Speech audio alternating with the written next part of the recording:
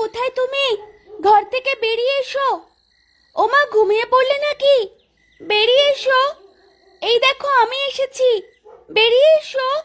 ওমা, মা। এ কি রে ফুল, তুই এত রাতে এখানে? আজকে চলে এলি কেন? তোর তো কালকে আসার কথা ছিল। আর তোর দাদা কোথায়? বলছি বলছি সব। আগে একটু ঘরে তো নিয়ে চলো আমাকে। বড্ড শীত করছে। শীতের রাতে কত দূর হেঁটে হেঁটে এসেছি জানো তুমি? এখানে আসতে আসতে আমার অনেক কষ্ট হয়েছে। এত কষ্ট করে রাতের বেলা কি আসতে বলেছি তোদের শুনে? আগামীকাল সকালবেলা চলে আসতে পারতি। ভালো কথা, তোর দাদা কোথায় বললি না তো? সবকিছু বলছি, আগে ঘরে চলো। শীতে আমার শরীর একদম জমে যাচ্ছে। আচ্ছা বেশ, ঘরে আয়। কত করে বলেছিলাম শীতের জামা কাপড় সাথে নিয়ে যা।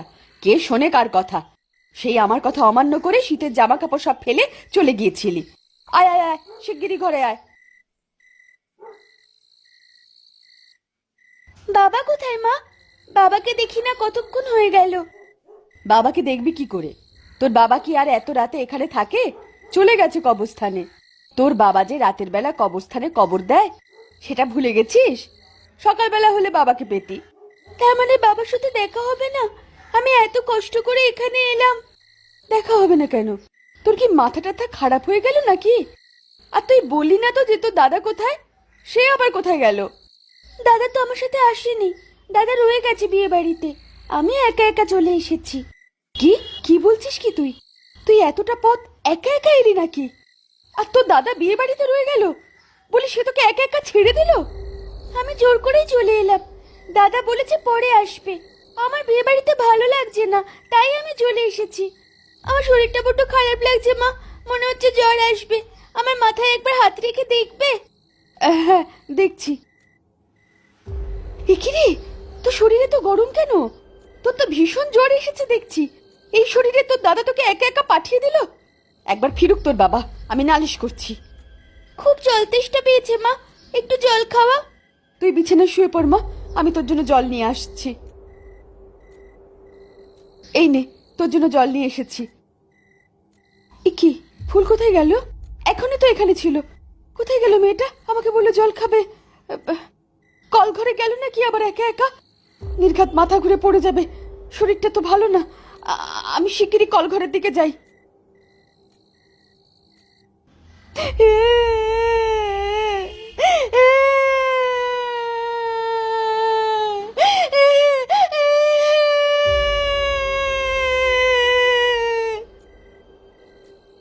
একিরে মা, তুই এখানে কি করছিস? আমায় বলে জল খাবি, আর উল্টো থেকে মুখ করে কাঁদছিস কেন? কি হয়েছে তোর? এদিকে ঘোর বলছি। কিরে ফুল, কথা শুনছিস না কেন? এদিকে ঘোর মা।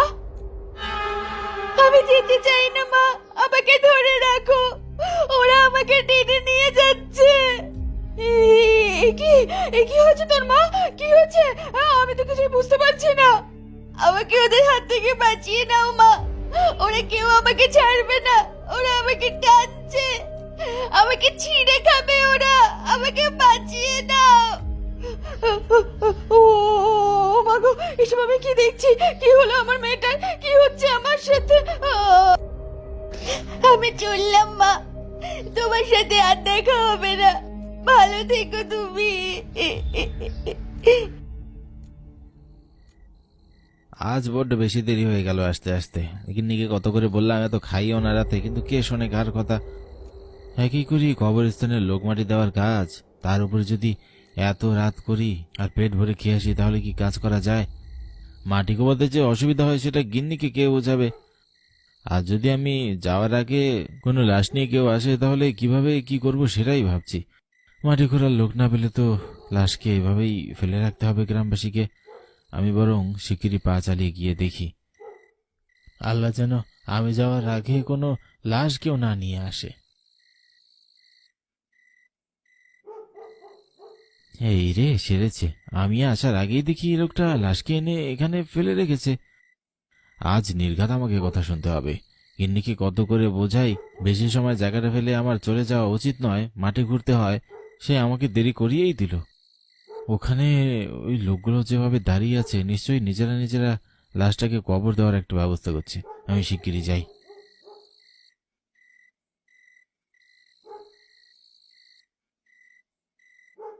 ক্ষমা করে দেবেন বাবুরা, আমি আসতে আসতে বড্ড দেরি করে ফেলেছি। আসলে গিন্নি এমন জোর করে খাইয়ে পাঠালো যে দেরি হয়ে গেল। আপনারা নিজেরা নিজেরা এই লাশ কবর দেওয়ার ব্যবস্থা করে ফেলেছেন নাকি? দিন, আমাকে দিন, আমি লাশটা কবর দেওয়ার ব্যবস্থা করি। এ কি, লোকগুলো আমার কথা শুনছে না? ও ভাই, শুনতে পাচ্ছেন? কি কি হলো? আমি বড্ড বেশি দেরি করে ফেলেছি। কি হলো, আপনারা কথা শুনতে পাচ্ছেন না? তুমি বুঝি এখানে মাটি করো? এখানকার সব লাশ বুঝি তুমি একাই মাটি দাও? হ্যাঁ বাবুরা, এখানকার লাশ সবগুলো আমি একাই মাটি দিই। আজ আস্তে আস্তে বড্ড দেরি হয়ে গেল আমার। কিন্তু আমরা তো লাশের ব্যবস্থা করে ফেলেছি, লাশকে এখন আর মাটি দিতে হবে না। হ্যাঁ, লাশকে মাটি দিতে হবে না? তাহলে কি শরীর পুড়িয়ে ফেলবেন আপনারা? অসুবিধা নেই, সেই ব্যবস্থা আমি করে দিতে পারবো। আমরা লাশ মাটিও দেবো না, পুড়িয়েও দেবো না। আমরা এটাকে ভালো একটা কাজ করব। লাশ নিয়ে আবার কি করবেন? মাটিও দেবেন আবার পোড়াবেনও না? আমি যতদূর জানি দুটো ছাড়া তো আর অন্য কোনো উপায়ে লাশ কিছু করা যায় না।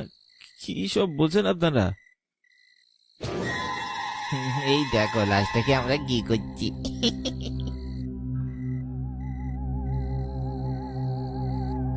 এরকম করলে লাশকে কাউ দিতে হবে না, আর পোড়াতেও হবে না। ওরে বাবা রে, এ আমি কি দেখছি? তোমরা তো মানুষ দাও, আমার বাবার লাশ। কি হচ্ছে আমার সাথে? আমি তো কিছু বুঝতে পারছি না। তোমরা সবাই মিলে আমার বাবার লাশটাকে ছিঁড়ে ছিঁড়ে খাচ্ছ। কিন্তু আমার বাবা মারা গেল কখন? আমার বাবা তো আমার মেয়েকে নিয়ে পাশের গ্রামে বিয়ে বাড়িতে গেছিল। এইসব কি হচ্ছে? কাছে আয়, তোকে সব বুঝিয়ে দিচ্ছি। তোকে তোর বাবার কাছে পাঠিয়ে দিলে তখন তার কাছ থেকে সবকিছু জেনে নিতে পারবি। আয় আয় আমাদের কাছে আয়। না, আমি তোমাদের কাছে যাবো না। তাহলে তোরা আমাকে ছেড়ে ছেড়ে খাবে। কিসের পাল্লে বললাম আমি আজ?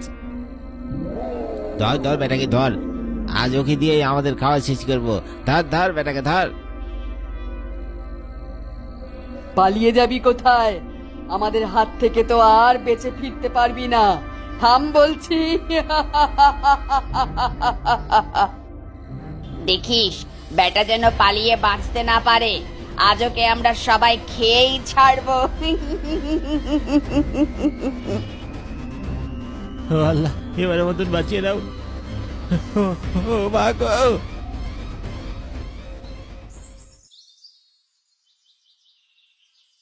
আজ বড্ড দেরি হয়ে গেল কাজে যেতে। শিগগিরই যেতে হবে কবরস্থানে, নয়তো আজ আমাকে শরীফ ভাই হেব্বি বকা দেবে।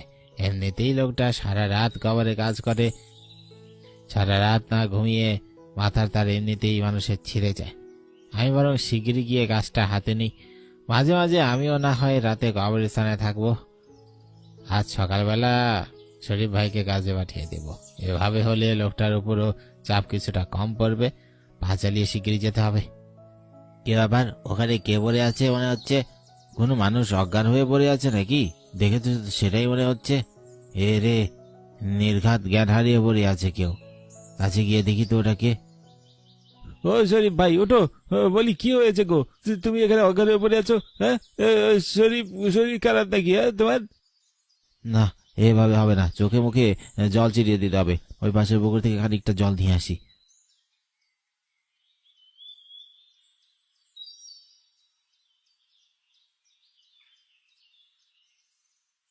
ও শরীফ ভাই, ওঠো। বলি কি হয়েছে গো? তুমি এখানে অজ্ঞান হয়ে পড়ে আছো? হ্যাঁ, শরীর শরীর খারাপ নাকি? হ্যাঁ তোমার? হ্যাঁ, শরীর? না না, শরীর তো একদম ঠিক আছে। তবে এখানে অজ্ঞান হয়ে পড়ে আছো কেন? আর তুমি তো এই অসময়ে কবরস্থানে থাকো না, এখানে কি করছিলে? আমার একটু বাড়িতে যাওয়া দরকার, আমাকে নিয়ে যাবি? উপকার হয় তুই আমাকে একটু বাড়িতে নিয়ে গেলে।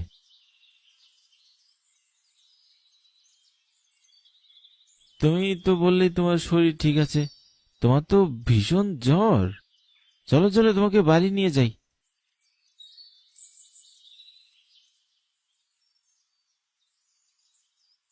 না, তোমার বাড়িতে চলে এসেছি। এ কি, ওই যে ওখানে কে অজ্ঞান হয়ে পড়ে আছে? ও, ওটা তো ভাবি মনে হচ্ছে। কি হচ্ছে তোমাদের সাথে কিছুই বুঝতে পারছি না। পথে তুমি অজ্ঞানে পড়েছিলে, এখন তোমার বউ এখানে অজ্ঞানে পড়ে আছে। মরিয়মের চোখে মুখে একটু জল ছিটিয়ে দে ভাই, বোধহয় জ্ঞান হারিয়েছে।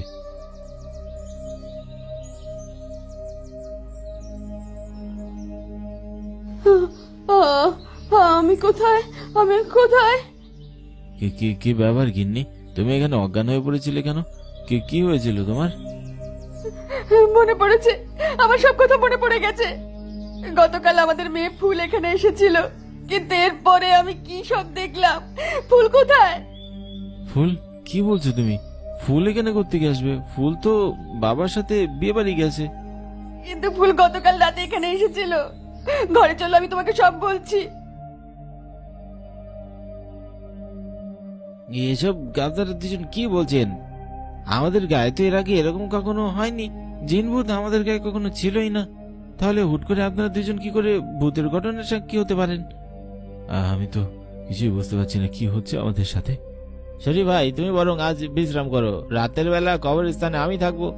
কবরস্থান তো এমনিতেই জঙ্গলের পাশে, জানি না সেখান থেকে কোনো প্রভাব আমাদের কবরস্থানে পড়েছে কিনা। আমাদের গায়ের সকলের উচিত গায়ের ভিতরেই কোথাও একটা কবরস্থান বানানো। কবরস্থানে যাওয়ার জন্য গায়ের জঙ্গলের ভিতর দিয়ে যেতে হয়। আজ আমি না হয় কবরস্থান থেকে দেখবো কোনো কিছু হয় কিনা, আর তুমি পারলে তোমার মেয়ে আর বাবার খোঁজ নেওয়ার চেষ্টা করো।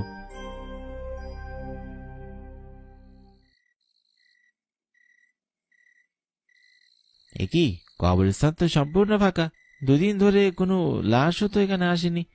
তার মানে গত দুদিন কেউ মারাও যায়নি। কোনো খবর যখন পাইনি তখন 2 দিনে নিশ্চয়ই কেউ মারা যায়নি।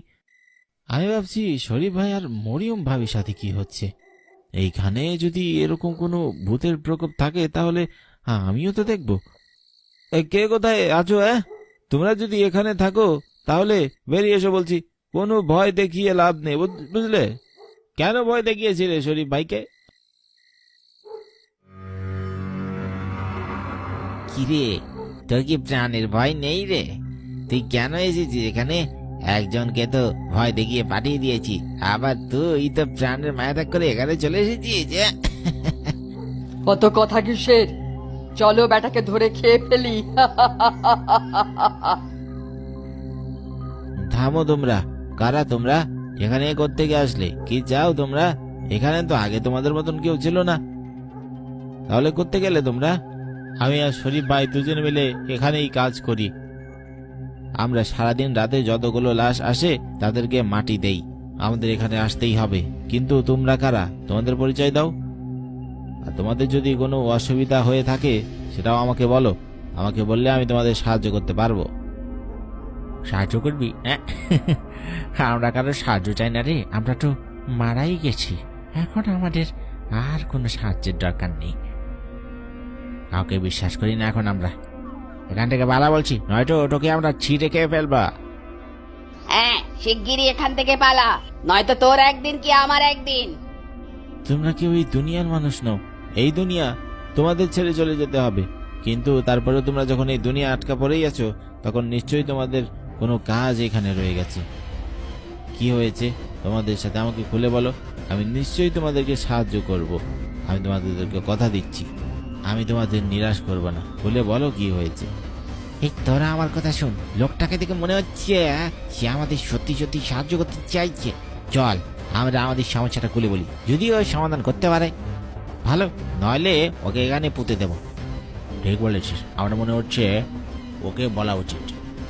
হ্যাঁ হ্যাঁ, ঠিক বলেছিস। তাহলে শোন আমাদের সাথে কি হয়েছে। আমরা 4 জন বিয়ের দাওয়াত শেষে বাড়ি ফিরছিলাম, কিন্তু পথে আমাদের গাড়ি অ্যাক্সিডেন্ট হয়। সেই অ্যাক্সিডেন্টে আমরা 4 জন মারা যাই, কিন্তু আমাদের সাথে ছিল আরো 2 জন মানুষ যারা আমাদের সাথে ওই গাড়িতেই ছিল। আমরা 4 জন মারা গেলেও ওরা 2 জন কোনো মতে গাড়ি থেকে বেরিয়ে বেঁচে যায়। তাদের মধ্যে একজন ছিল বৃদ্ধ মানুষ আর একটা ছিল বাচ্চা মেয়ে। আমরা 4 জন মরার পরে ঠিক করেছিলাম আমরা যখন মারা গেছি তখন ওদের 2 জনকে আমরা বাঁচিয়ে সুস্থ মতন ওদের বাড়ি ফিরতে সাহায্য করব। কারণ গাড়ি এমন জায়গায় অ্যাক্সিডেন্ট করেছিল যেখান থেকে সহজে কোনো গাড়ি ঘোড়া পাওয়া সম্ভব নয়, আর রাস্তাটা ছিল খুবই বিপজ্জনক। তাই আমরা 4 জন ওই বৃদ্ধ মানুষ আর ওই বাচ্চা মেয়েটার পেছন পেছন ওদের পাহারা দিয়ে নিয়ে আসতে থাকি। আমরা আজকে জোর বাঁচা বেঁচে গেছি দাদা। আল্লাহ নিজে আজ আমাদের বাঁচিয়ে দিয়েছে, বাকি সবাই মারা গেছে, তাই আমার খুব কষ্ট হচ্ছে। কান্দিস না মা, আল্লাহ হয়তো চেয়েছে আমরা এখনো বেঁচে থাকি, তাই হয়তো বিপদের পরও আমাদেরকে বাঁচিয়ে রাখা হয়েছে। কিন্তু আমার খারাপ লাগছে ওই 4 জনের জন্য যারা আমাদের সাথে আসছিল। বেচারা কত কষ্ট করেও যাত্রা শেষ করে বাড়ি ফেরার জন্য আসছিল, কিন্তু নিয়তির কি খেলা যে শেষ পর্যন্ত ওদের আর বাড়ি ফেরা হলো না। ওদের জন্য আমাদের খুব কষ্ট হচ্ছে। দেখেছিস ওরা দুইজন কত ভালো, ওরা আমাদের জন্য কত চিন্তা করছে। ঠিক বলেছিস, এজন্যই ওদের কোনো ক্ষতি হয় না, তাই ওদের আমরা পাহারা দিয়ে নিয়ে যাচ্ছি। আমরা না হয় মারা গেছি, কিন্তু ওদের কিছু হতে দেব না।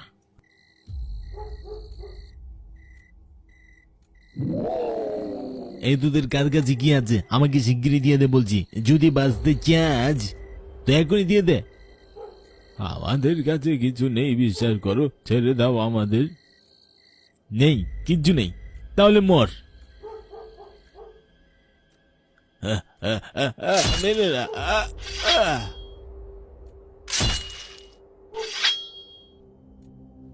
এটা কি হয়ে গেল? শয়তানটা ওদের দুইজনকে মেরে ফেললো।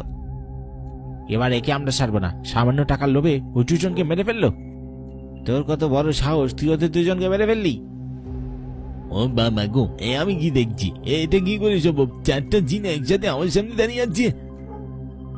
এখন আমরা তোকে মারবো। অনেক বড় ভুল করে ফেলেছিস, যার শাস্তি এখন শুধুমাত্র মৃত্যুদণ্ড। মরার জন্য তৈরি হ শয়তান। না না, আমাকে ছেড়ে দাও, আমাকে মেরো না, মেরো না। এবার আমরা কি করব? এই বৃদ্ধ লোক আর এই বাচ্চা মেয়েটার লাশ নিয়ে আমরা কি করব? আমার বরং এই দুজনকে খুব যত্নে রেখে দিই, ওদের লাশকে কাউকে নিতে দেব না। হ্যাঁ, এটা ঠিক কথা বলেছিস। আমি চাই না ওদের লাশগুলোকে জঙ্গলের পশু পাখি খুঁজে পাক। আমরা যত্ন সহকারে ওদেরকে কবর দেব। ঠিক বলেছিস। এই মাঝরাতে জঙ্গলে লাশ দুটোকে ফেলে রাখলে নিশ্চয়ই চিল শকুনে কিংবা জঙ্গলের কোনো হিংস্র প্রাণী এসে এই লাশ দুটোকে টেনে নিয়ে ছিঁড়ে খেয়ে ফেলবে। আমরা বরং এই দুজনকে কোনো একটা জায়গায় রেখে দিই। এবারে ওরা দুইজন এখানে সুরক্ষিত থাকবে। বলছিল ওদের গ্রাম নাকি পূব গ্রাম, আমরা সেখানে গিয়ে বসবাস করি। চল, সেখানে কাউকে না কাউকে আমরা জানিয়ে দেব।